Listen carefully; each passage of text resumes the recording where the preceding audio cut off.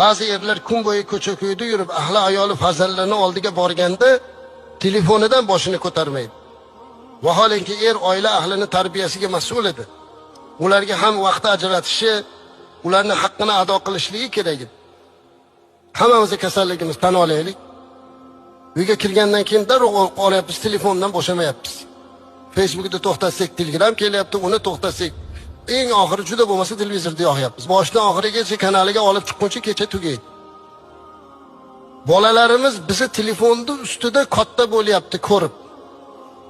Bir oilada hammani qo'lida telefon, hamma shu bilan ovora. Hech bo'lmasa bir haftada o'sha bir kunini oilada bir qasd qilib, yakshanba dam olish kunida hamma telefonini o'chirib bir joyga qo'yib qo'yamiz. Telefonsiz hayot qilamiz deb aytaylik.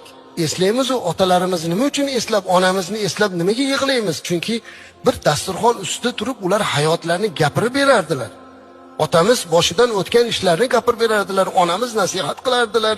Mana bu yerda kattalar. Ey bolam, undoq edi, bundoq. Hozir nimani gapirib beryapti?